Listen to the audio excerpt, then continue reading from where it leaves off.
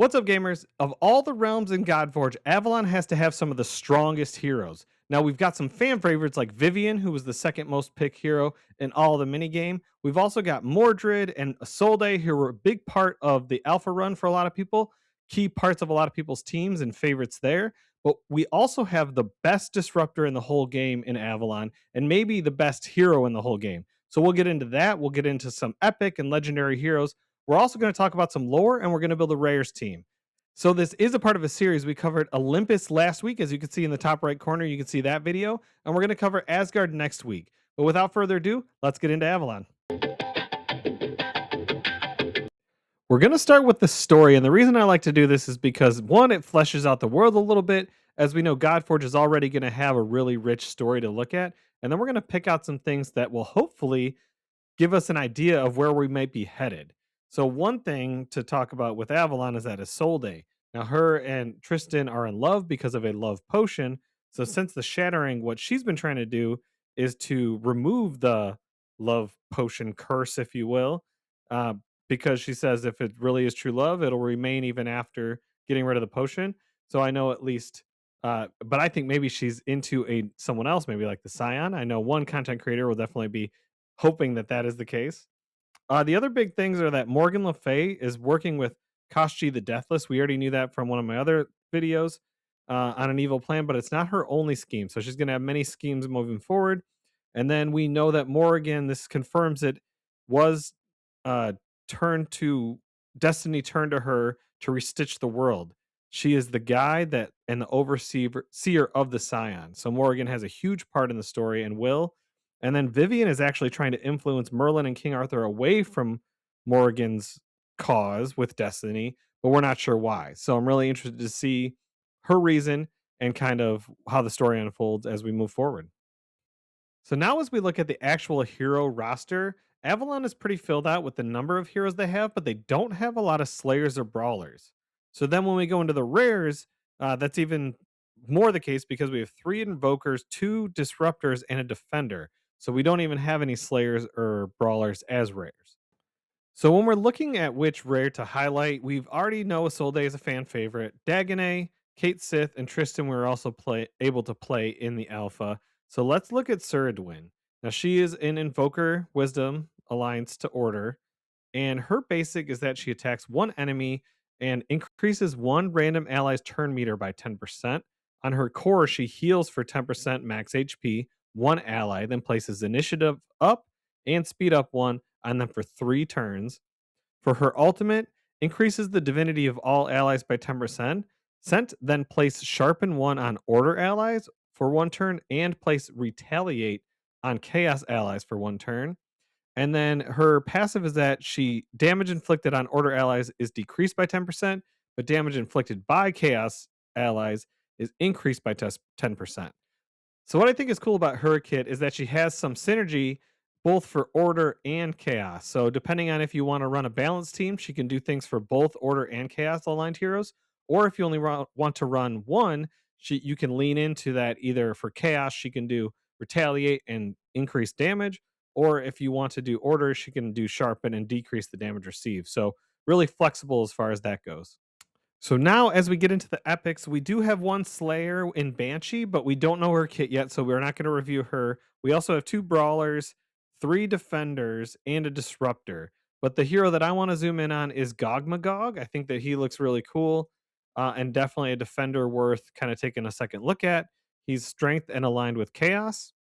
Now, for his basic, he attacks one enemy 2 times and has a 50% chance to place attack down 2 on the target for 1 turn. For his core, he attacks one enemy with a 75% chance to place blunt 2 on the target for 2 turns. And then his ultimate, he places intercept on all allies except this hero for 1 turn, and then places Phoenix on this hero for 2 turns also. And then for his passive, when damage is inflicted on this hero, increase damage and resistance by 6%, stacks up to 5 times. So you can get 30 up to 30% increased defense and resistance from him being on your team. And now let's get into our legendaries because there are 6 of them in total and they're all super powerful, but you probably know the one I'm talking about when I said they're the best disruptor in the game and maybe the best hero in the game, and that is Morgan. Now, rightfully so, because she is an eternal legendary. She's also a disruptor in an alliance with Order, but she when you now that we got to see her kit, it definitely looks insane. She's got 6 debuffs and a disable as a part of her kit. So I think that's probably the most debuffs out of anyone in the whole game. And she has a new Dark Tidings debuff that we're going to go over again because that should be really powerful. So you can see on her basic, she attacks one enemy with a 75% chance to place initiative down 2, which works well with Dark Tidings, which we'll get to in a second, on the target for 1 turn, then places Dark Tidings on the target. Now, Dark Tidings for each stack decreases the damage inflicted by 5%, stacks up to 5 times, and they can only be removed when that hero actually does their ultimate. And then when you get up to 10 stacks, max stacks also decreases speed and initiative by 10%. So she's placing a lot of Dark Tidings, and it's going to stack up pretty quickly uh, with Morgan on the team. So for her core, she places 2 stacks of Dark Tidings on all enemies, then attacks all enemies with a 75% chance to place Despair. Now I see it's red there, but it's a disable, so it should be purple on each target for 1 turn. If the target is a boss, place speed down 2 on the target for 2 turns instead.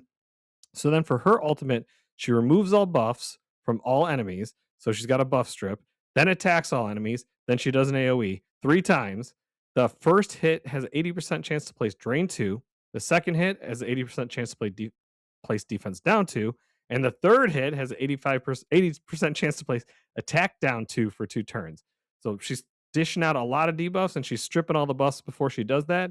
And now for her passive, it's one of the most taken imprints in the game, but the passive is that when an enemy receives a buff, there's no 50% chance like in the imprint, it just reduces its duration by 1 turn. And then when an enemy receives a debuff, just increases the duration by 1 turn. So honestly, the way her kit reads, she's definitely one of the best heroes in the whole game, and she might be the best hero, definitely the best disruptor, just crazy kit overall. All right, and now when we head over to ravenpyros.com and we look at the Godforge team builder, we can see when we try and build an all rares team, we're sorely missing damage dealing because we don't have any brawlers and we don't have any slayers. What we do have that's unique to this group is we have a lot of synergy when it comes to Isolde and it comes to Tristan. So Tristan is doing a lot for Isolde by stripping her buffs and giving her increased shield and different things like radiance and stuff like that. So they have a really good synergy together. But other than that, really, like I said, you don't have a damage dealer, so you're gonna have to lean into either Kate Sith or someone else like Dagonet that can do some single target damage. But really, they have some good synergies together, but nothing unique just to them other than Tristan and Isolde.